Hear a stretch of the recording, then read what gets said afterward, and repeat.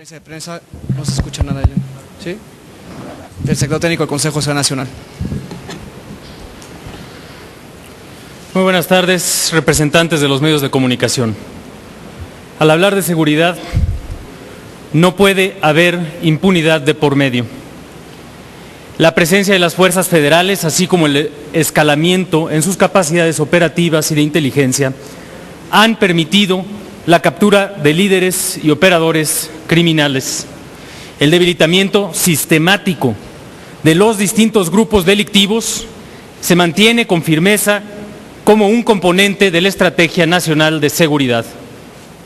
Dada la determinación del Ejército Mexicano, de la Marina Armada de México y de la Policía Federal, el fortalecimiento institucional que se vive en los órdenes de gobierno y el repudio social contra la acción criminal, los delincuentes saben que cada día tienen un espacio más reducido para llevar a cabo su actividad ilegal.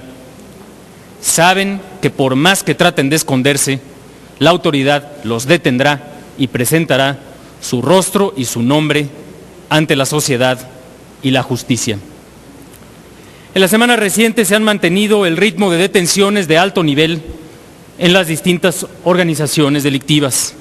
Las Fuerzas Armadas trabajan desde un inicio por fortalecer la legalidad y auxiliar en tareas de seguridad pública a los estados y municipios que así lo han solicitado.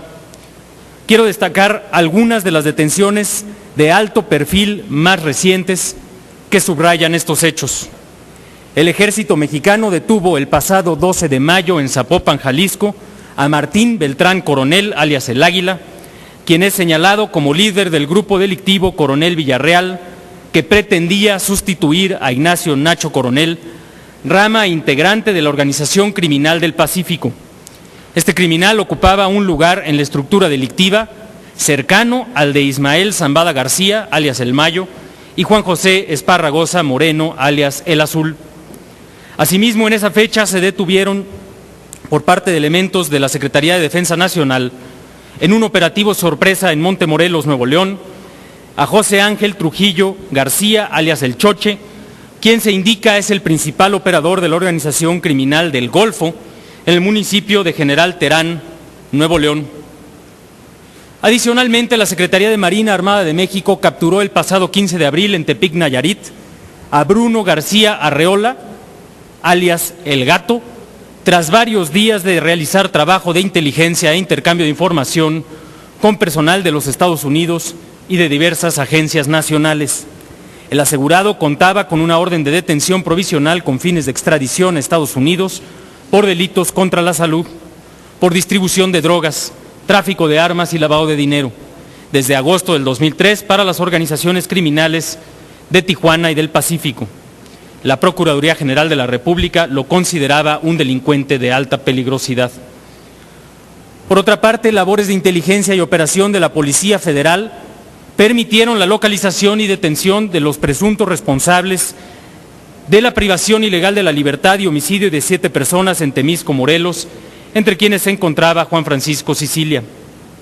Con la detención el pasado 25 de mayo, en el estado de Veracruz, de Julio de Jesús Radilla Hernández, alias El Negro, líder de la célula criminal responsable de este y otros delitos realizados en Morelos, y de José Luis Luquín Delgado, alias El Jabón, suman ya 16 personas que han sido capturadas y están bajo la medida cautelar de arraigo a 2 meses de los hechos. Debe reconocerse también la labor de la Policía Federal en el estado de Michoacán para lograr cada vez con mayor contundencia el cerco al grupo delictivo de la familia y los residuos de la misma. Recientemente, en seguimiento a líneas de investigación, tras las agresiones contra un helicóptero de la Secretaría de Seguridad Pública del 24 de mayo, elementos de la dependencia han capturado a un total de 39 integrantes pertenecientes a esa organización criminal. Todos ellos ya han sido puestos a disposición de la Subprocuraduría de Investigación Especializada en Delincuencia Organizada. Estas capturas son un golpe importante al grupo delictivo que encabezaba Jesús El Chango Méndez, quienes representaban además a los liderazgos de los comandos operativos de la organización criminal de la familia en ese estado del país.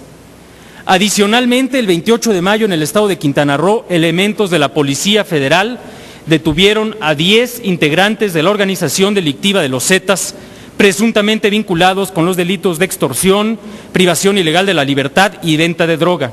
Durante el operativo, derivado de labores de inteligencia e investigación, se liberó a una persona de 30 años de edad que había sido plagiada desde el pasado 21 de mayo. El conjunto de estas acciones representan el debilitamiento sistemático de los distintos grupos delictivos. Así lo hemos mencionado y así se manifiesta. Golpes en contra de la familia, en contra de la Organización del Pacífico, en contra de operadores de Juárez, de Tijuana, de los Zetas y de los remanentes de la organización de los Beltrán Leiva y del Pacífico Sur en el centro del país. Este debilitamiento sistemático de los grupos delictivos, particularmente los más violentos, se da afectando sus estructuras de control logístico, operativo y económico. Con cada detención, la autoridad y la sociedad cobran aún más fuerza sobre los criminales. Cada captura hace justicia no solamente a los delitos que se dan a conocer a través de los medios de comunicación, sino también al resto de los actos criminales que los delincuentes han cometido, que aun cuando no se difunden con igual amplitud, agravian de la misma forma a las víctimas y a la sociedad. El gobierno federal trabaja para que todo acto que atente contra la seguridad ciudadana sea perseguido por las autoridades competentes hasta sus últimas consecuencias, con la firme convicción de que enfrentar a la delincuencia fortalece el Estado de Derecho y amplía la tranquilidad de los mexicanos. En el mismo espíritu, se condena con la mayor energía los atentados en contra del diario Vanguardia y se apoya desde la Procuraduría General de la República para el esclarecimiento de los hechos y para llevar a los delincuentes ante la justicia. Estoy atento a sus preguntas. Gracias, doctor. Damos paso a la sesión de preguntas y respuestas. NTN 24, Laura, por favor.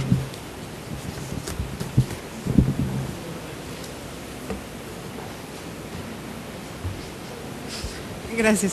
Hola, señor. Tengo dos preguntas muy concretas. La primera es ver si el gobierno federal puede garantizar la seguridad en la caravana que encabeza Javier Sicilia, dado el recrudecimiento de la violencia en la zona norte y bueno, se dirigen para allá. La pregunta es si el gobierno sí va a poder garantizar en ese sentido el contingente. La segunda pregunta es que nos gustaría saber su opinión en torno a que en el norte del país los niños tengan que lidiar con balaceras, el caso más concreto, el de la maestra de Monterrey, que bueno, todo el mundo conocemos el video en donde protege a sus chiquitos. Su opinión en torno a que los niños del norte viven en esas condiciones. Gracias. Creo que lo primero que hay que hacer es, como ya lo ha hecho el gobierno del Estado, un reconocimiento a la valentía de esta maestra, a lo que representa su actitud, su coraje, su serenidad en circunstancias muy difíciles. Y lo siguiente que hay que hacer es recordar que justamente la implementación de la estrategia es para llevar a esos criminales responsables de esas balaceras ante la justicia, que precisamente para hacerle justicia a la tranquilidad de las madres de familia de esos niños, de la propia maestra, de quienes laboran en esa escuela y de la sociedad, no solamente de Monterrey, sino de otras ciudades que viven momentos difíciles, es precisamente por ello que tenemos que profundizar. Y lo que hemos mencionado el día de hoy es justamente la muestra de que los criminales cada vez encuentran menos espacios para la impunidad. Distintos delitos, distintas situaciones, distintas participación en actos delictivos están enfrentando la acción de la autoridad. Se les está llevando ante la justicia. Es el momento precisamente de recordar a las víctimas, de recordar a quienes padecen esa inseguridad para acelerar el paso y dar golpes de mayor eficacia en la lucha contra estos criminales. Y desde luego, el gobierno federal está trabajando no solamente con los representantes de la marcha convocada para poder dar concreción al diálogo, sino en su caso, desde luego, poder estar atentos a una situación de seguridad y poder garantizar que la marcha se pueda llevar en paz y con pleno respeto a las garantías de los manifestantes. Gracias, doctor. Enia Prado, de Reforma, por favor. Buenas tardes. Mis dudas son respecto, uno, después de la detención de estas personas, 39 en Michoacán, ¿cuál va a ser el estado de las Fuerzas Armadas allí? ¿Se mantienen, se retiran? Y esta posibilidad de que Facundo Rosas comentó que buscarán alianzas seguramente con otros cárteles, y bueno, con ello cabe la posibilidad de que aumente la violencia. Y por otra parte, usted menciona sobre las capturas, que han sido numerosas, pero yo quise saber cuál es el número o porcentaje aproximado de personas consignadas en el marco de, más bien que han recibido una sentencia en este marco de la lucha contra el crimen organizado. ¿Cuántos de esos delincuentes, si bien no existe la cifra en números precisos, algún porcentaje de aproximación, ¿no?, para saber o qué ha sucedido? ¿Han obtenido libertad? ¿Qué ha pasado con ellos? Desde luego podemos precisar el dato, pero de los casos llevados por la autoridad federal ante el juez, en más de un 85% tenemos sentencias condenatorias. Y justamente lo que se necesita es tener no solamente la labor de inteligencia previa, sino el trabajo dedicado de los ministerios públicos para poder llevar ante los jueces casos contundentes, sobre todo en lo que se refiere a ejemplos como los que hemos mencionado, donde la peligrosidad y el daño cometido a la sociedad por parte de los delincuentes está acreditada. Entonces creo que eso es un dato muy importante en el que tenemos que seguir trabajando y avanzando para que no solamente sea esa la tasa que corresponde a la autoridad federal en delitos de esta naturaleza, sino que sea una práctica sistemática, común de todos los ministerios públicos, el contar con los elementos para que se haga justicia debidamente y se esclarezcan los hechos plenamente. Y evidentemente que en Michoacán pues lo que se tiene es una presencia importante por parte de la autoridad federal. Se ha dado un golpe adicional a los que ya se habían dado, la caída del Chayo en meses recientes, que es, digamos, la estructura de liderazgo pleno de la organización criminal, y de lo que se trata justamente es de seguir avanzando en la detención de estos líderes de lo que resta de la estructura criminal, y también apoyar a la autoridad local para que sea la propia autoridad local la que complemente el golpe a la parte más alta de la estructura con mejores medidas y mejores capacidades de seguridad en el ámbito municipal y estatal, desde luego. Entonces es una labor que desde esa perspectiva está avanzando y se tiene que complementar con los otros elementos de la estrategia de seguridad: el avance de la transformación institucional, la depuración de las policías, el fortalecimiento de los programas de combate y prevención del delito, toda la parte social, y desde luego tener todos los elementos de inteligencia para que estos, que son golpes muy significativos, tengan un rendimiento al mediano y largo plazo con una seguridad más auténtica y más perdurable. Y finalmente, Rubén Mozo de Milenio, por favor. Hola, buenas tardes.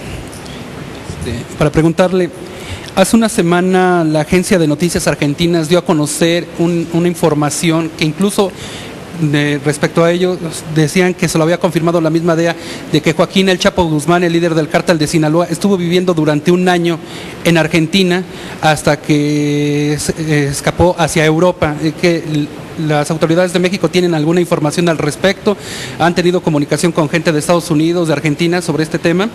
Asimismo, también quería preguntarle, ¿no se han actualizado la cifra de personas ejecutadas por estos enfrentamientos entre cárteles del narcotráfico en el país? Quería saber cuál es la cifra actual, si ya rebasamos las 40,000 personas muertas.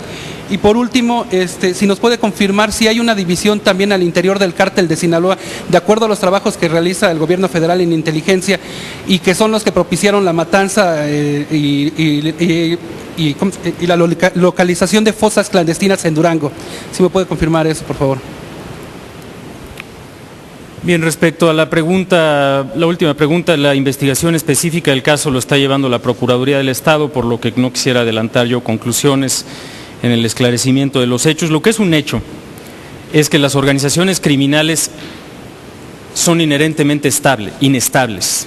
Es decir, en la propia naturaleza del crimen organizado existe, incluso al interior de las propias estructuras, la disputa por el negocio. El quién es el encargado de un negocio criminal, el quién es el encargado de otro negocio criminal, quién se queda las ganancias.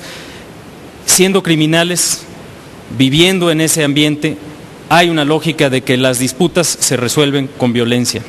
Es decir, cuando nosotros vemos el fenómeno de homicidios sobre el que usted pregunta la cifra, tenemos que tener en mente que esa cifra se produce fundamentalmente por fenómenos de rivalidad delincuencial, muchas veces entre una organización frente a otra, pero muchas otras veces, como es el caso clarísimo de Golfo y Zetas, por la descomposición al interior de la propia organización y como lo ha sido también en segmentos de la organización de Sinaloa, que originalmente era una organización, digamos, confederada, vamos a llamarlo así, entre la parte de Sinaloa y la parte más hacia el Pacífico y hacia el centro, y que ha generado un enorme fenómeno de violencia entre los distintos liderazgos de la propia organización.